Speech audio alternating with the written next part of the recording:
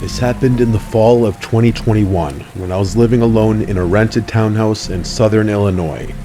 It was my first time ever living by myself, and even though I was technically an adult, 27, with a full-time job and a stable routine, I still had a lot of nerves about the idea. I'd just gone through a rough breakup, and I thought the silence and solitude might help me process everything. The townhouse was part of a small row of identical units, kind of plain but clean and quiet, tucked away in a sleepy cul-de-sac just off a rural highway. The neighborhood had that sterile suburban vibe. Lots of beige vinyl siding, trimmed hedges, wind chimes, and mailboxes with family names stenciled on them. Mostly older folk, but a few young families. I didn't know any of my neighbors well, but I liked it that way. I kept to myself, but almost right away, I noticed one person who stood out from the rest. He lived 3 doors down, a tall, heavy-set man, probably in his mid-40s, with a scruffy beard and a weird habit of standing outside his house at night, sometimes just pacing or smoking, sometimes doing nothing at all, just staring. I'd pull into my driveway after work around 9 or 10 p.m., and there he'd be, leaning against his porch rail or just standing at the edge of his driveway, facing the street. He never waved, never smiled. He just stared. Even if I looked directly at him, I tried to ignore it.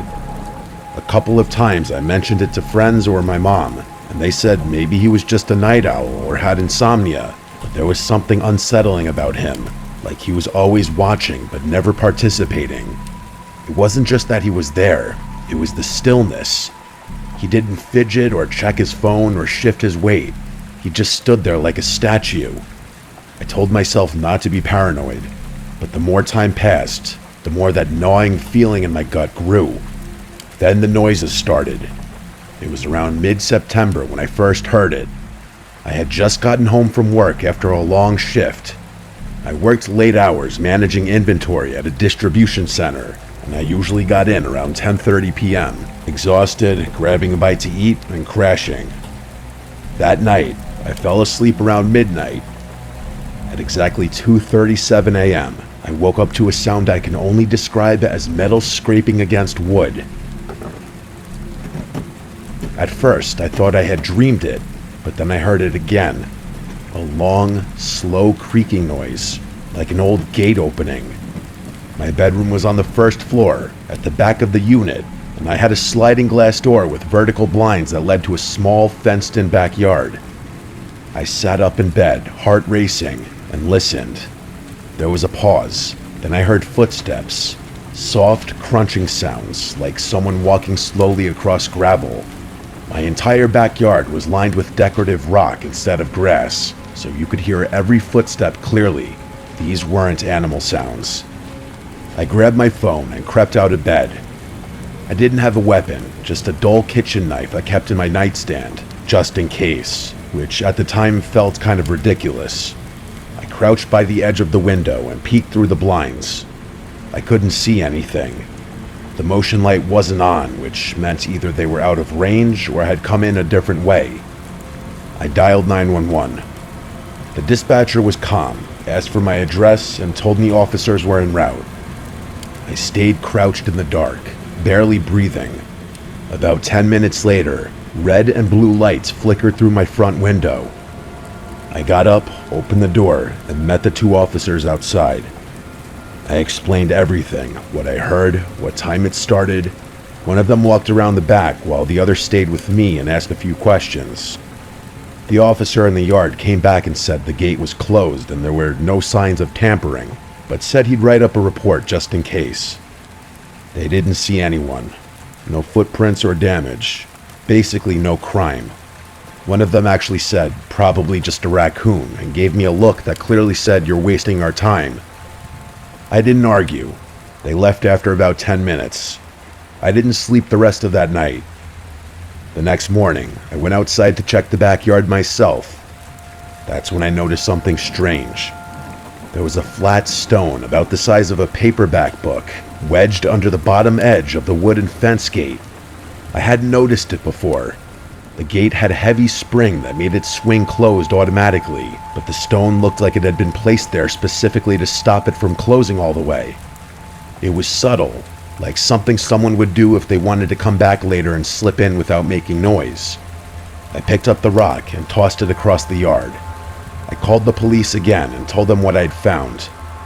They told me they'd note it in the report, but again said there wasn't much they could do. I asked if they could talk to any of the neighbors or check for cameras. They said no, unless a crime was committed, they couldn't investigate. I felt like I was losing my mind. 2 nights later, it escalated.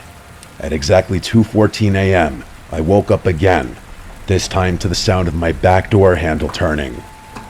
The handle rattled gently at first, like someone testing it, then a harder jiggle, like someone trying to open it. I sat up in bed, heart hammering. I couldn't see anything through the blinds, but I could feel someone standing on the other side. My mouth went dry. I picked up my phone with shaking hands and called the police again. While I waited, I crouched in the hallway, out of view. I didn't have a gun or dog, just that stupid kitchen knife. My motion light clicked on, and through a tiny gap in the blinds, I saw a shadow move across the window. It was a man. He didn't run or try to hide. He just stood there. The same 2 officers showed up again. This time, they actually found footprints in the gravel, big ones, heading right up to the door. But again, they said since no entry had been made, there wasn't enough to go on. They promised to patrol the area more often and told me to keep my doors locked. The next day, I installed a camera. It was one of those mid-range Wi-Fi security cams. I set one up above the back door and another above the front porch. That night, I didn't go to bed. I sat in the living room with the lights off, watching the live feed on my phone. 2:14 a.m. came and went. Nothing happened. Then, at 2:23, the back camera triggered. A man stepped into frame. He walked in through the gate like he knew exactly how to move to avoid the motion sensor until the last second.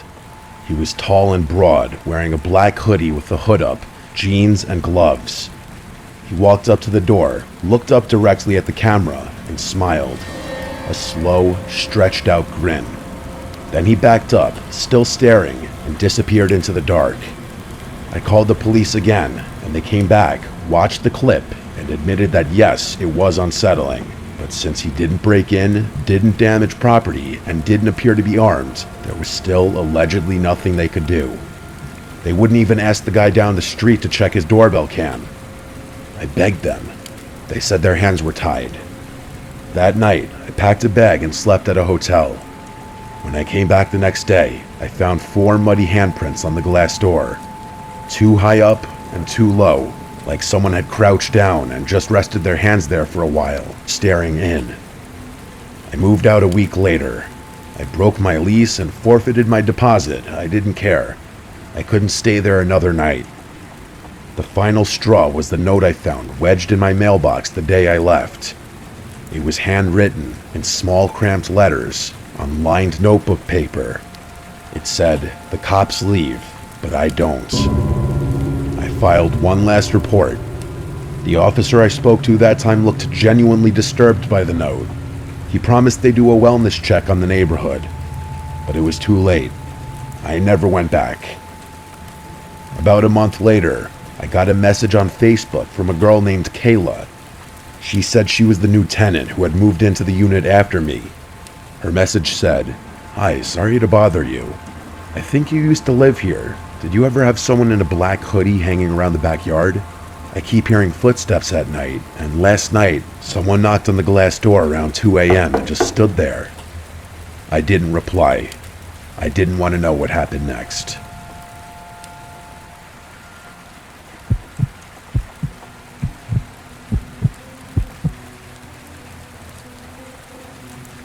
I work for a property preservation company. Basically, we handle foreclosed homes, securing them, cleaning them out, winterizing them, sometimes even boarding them up if there's been vandalism.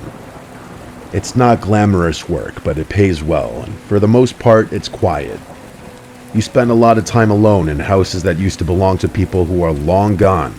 Sometimes it's sad, sometimes it's just boring, but every once in a while, you get a house that feels unsettling. This happened in 2020, when I was assigned to clear out a property in a rural part of upstate New York. It was one of those dying places, only one gas station, half the businesses shuttered, roads cracked and overgrown. The house itself was a small, one-story place off a dirt road, surrounded by overgrown brush and woods on three sides. No other homes nearby, just trees and silence. According to the file, the house had been foreclosed after the owner, an elderly woman, passed away, and no heirs had stepped forward to claim the estate. The utilities had been shut off for over a year. Our job was to catalog any remaining property, empty it out, and secure it for winter. I drove up on a Monday morning around 9 a.m. with a small box truck and all my gear. From the outside, the house looked intact. Windows closed, door locked, roof fine, just a lot of weeds and vines climbing up the porch. I had to shove the front door open because it had swollen in the frame, but once inside, everything looked pretty standard.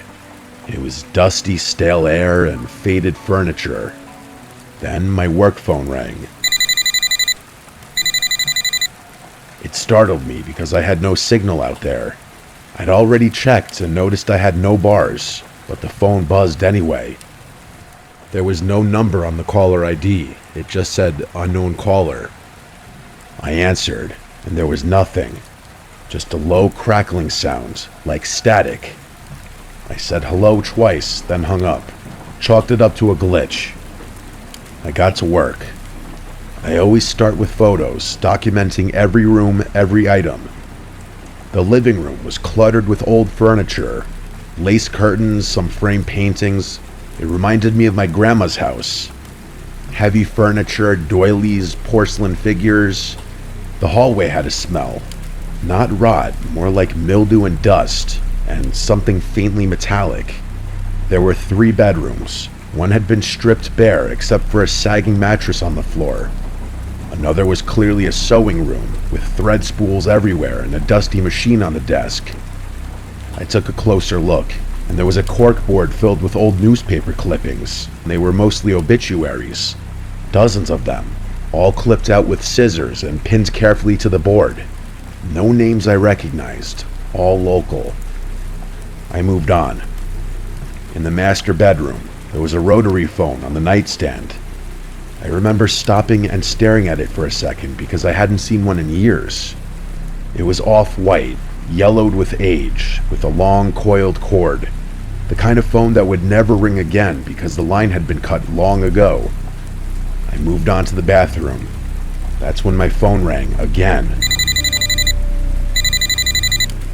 It said unknown caller again. This time, I hesitated. I picked it up, stepped out into the hallway, and answered. Again, nothing. But this time, after about 5 seconds, I heard a whisper. Very soft, so quiet I could barely make it out. It said, "Don't answer the phone in the bedroom." Then the line went dead. I stood there, frozen, heart pounding. The house was dead silent. I checked the windows, all closed.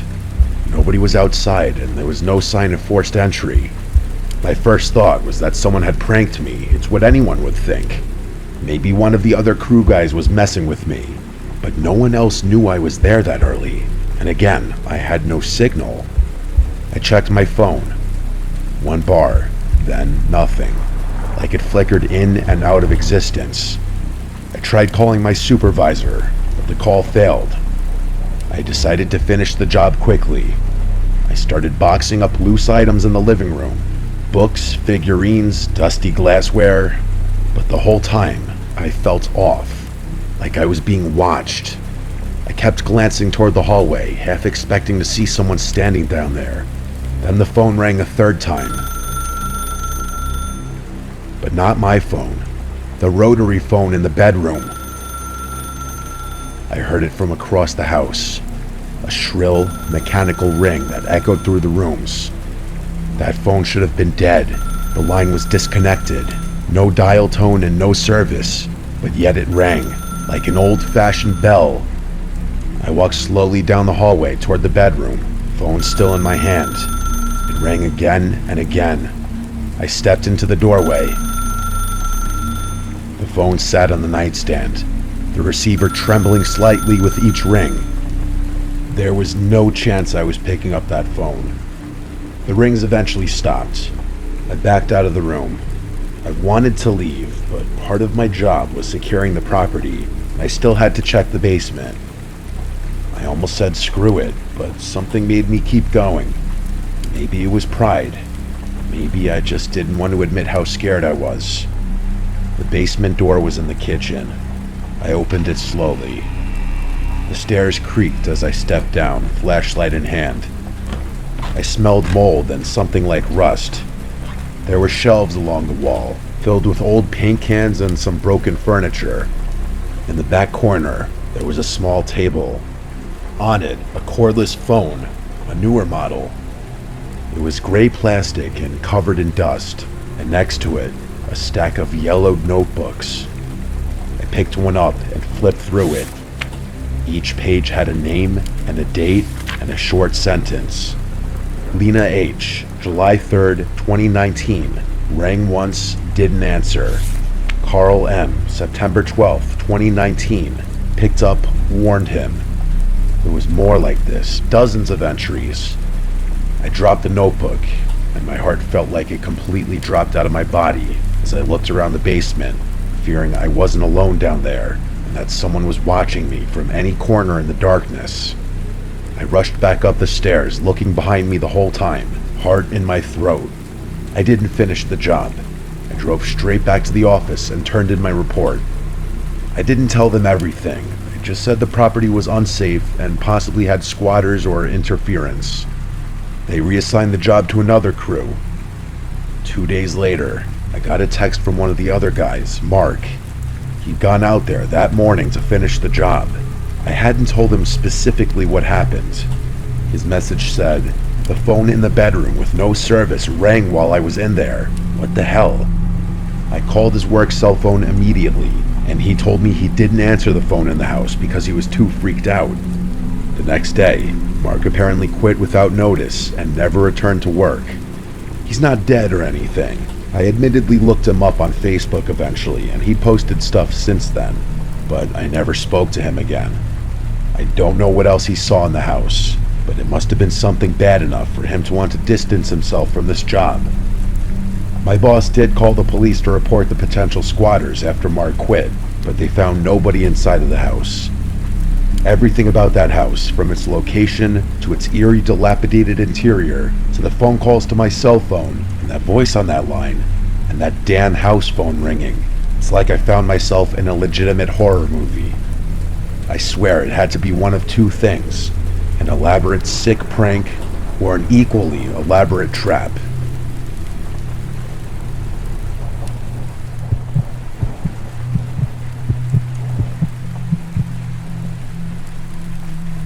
This happened in 2019. I was in my late 20s, living alone in a rental house in a quiet neighborhood on the edge of town. It wasn't a fancy place, just an older one-story house with creaky floors, thin walls, and a small backyard. But it was cheap, and it came with a basement, which I used to store extra furniture and tools and stuff. I moved in that spring, and for the first few months, nothing strange happened. The house had its quirks. Some pipes rattled when you turn on the shower, and there was this one kitchen cabinet that always swung open on its own, but nothing unusual for a place that old. The only part I didn't like was the basement. The door was in the hallway next to the bathroom. It was heavy and stuck a little when you opened it, and the light switch for the basement was actually halfway down the stairs, which meant you had to walk down a few steps in total darkness before you could reach it. The first time I went down there, I honestly felt weird. Not scared exactly, but uneasy. The single bulb didn't do much to light the corners, and the whole place smelled like old wood. But I didn't have any reason to be down there for long, so I stored my things, shut the door, and didn't think much of it. That changed around late October. I had just gotten home from work. I'm a night shift security guard, so I usually get home around 3 a.m., and I was heading to the bathroom before bed when I heard something. It sounded like a faint knock. 3 soft taps. It came from behind the basement door. I froze in place. At first, I thought maybe I imagined it. Maybe it was the pipes or the house settling. But as I stood there, holding my breath, I heard it again. 3 distinct knocks. I backed up a few steps and stared at the door, and then I waited. There was just silence now. I remember whispering to myself, "It's just the house," even though I didn't really believe it. I didn't open the door. I went to my bedroom, locked the door, and stayed awake for the next 2 hours, listening. Eventually, I fell asleep with the TV on. The next morning, I checked the basement. I opened the door, went down the stairs, and turned on the light. Everything was exactly the way I left it. No signs of anyone having been down there. No footprints in the dust, no broken windows. I convinced myself it had to be the house shifting, or maybe a small animal that got in somehow. I moved on. But a few nights later, it happened again. This time, I was in the bathroom brushing my teeth when I heard the knock. Not 3 taps this time, just 1, but it was loud, and it was close, like someone had used their knuckles hard against the basement door. I opened the bathroom door and looked. The basement door was closed. Nothing moved. The hallway was quiet. I walked over and put my ear against the wood. At first, I heard nothing, but then, very faint, I heard what sounded like breathing. Slow, steady, as if someone was standing on the other side, waiting. I backed away and went to my room, again locking the door. I called my landlord. I told him something strange was going on in the basement, that I thought someone had maybe gotten into the house somehow. He seemed skeptical, but said he'd come by to check it out. When he arrived in the morning, we both went down into the basement together. He looked around, checked the windows, the walls, even the foundation. Nothing was damaged or broken. No signs of a break-in or animals. I didn't say anything. I couldn't explain what I was hearing, and I didn't want to sound crazy. For the next week, things were quiet. I started to think that maybe I was just overtired or imagining things. I was working too much after all. But then, one night around 2 a.m., I was sitting on my couch watching TV when I heard the basement door creak. Not a knock or slam, but a creak, like it was slowly swinging open. I sat up straight and turned off the volume. I could hear it, a slow, grinding creak of the hinges moving. I got up and peeked down the hallway, and the basement door was wide open. I hadn't opened it in over a week. I hadn't even touched it. I grabbed a flashlight and slowly walked toward it. I didn't have a weapon, but I had no choice. I had to know what was going on. I stood at the top of the stairs and shined the light down. The basement was pitch black. The bulb wasn't on. I reached around the corner and flicked the switch. Nothing. It was dead. The bulb must have burned out. That's when I heard footsteps coming up the stairs. They weren't rushing, they were slow, but they were 100% footsteps. I backed away. My hands were shaking. I slammed the door shut and held the handle tight. For a moment, I felt the pressure of something on the other side, like it was leaning against the door. Then it stopped. I locked the door and called the police. I told them someone was in my basement. They showed up about 10 minutes later, and 2 officers cleared the house and went down into the basement.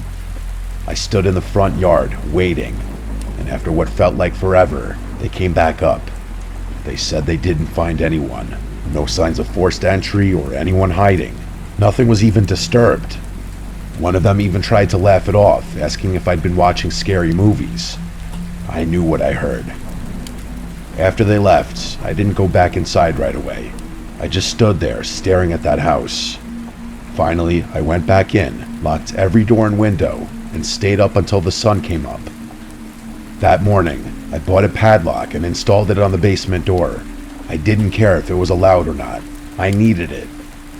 For the next month, the basement stayed quiet. No sounds or knocks or anything. I almost let myself relax. Then one night, I got home from work and noticed the basement door was open. Not just unlocked, the padlock was lying on the floor, broken. The door itself was slightly ajar. I hadn't touched that door in weeks. I stood there staring at it, and for the first time, I realized something. Every time this had happened, every noise and every knock, it had always happened at night when I was alone. I did not go down. I couldn't. I packed a bag, left the house, and stayed at a friend's place for a few days. When I came back, I literally nailed the basement door shut. I even wedged a chair against the door.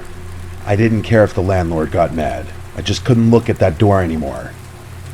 A few nights later, around 3 a.m., I was laying in bed when I heard a sound that I still can't explain. It was a voice. It wasn't loud. It wasn't even someone speaking, like the barely audible sound of a rumble of someone's vocal cords. It came from somewhere beneath the floorboards, directly under my bed. That was it. I called the police again. They showed up, did their search, and nothing turned up again. So I packed everything, minus the stuff in the basement, and I left. I didn't even wait for the lease to end. I don't know what was in that basement. I don't want to know. All I can say is that sometimes when I lie awake at night in my new apartment, I think about all of this, and I wonder if I'd waited just a little longer, what would have come up those steps.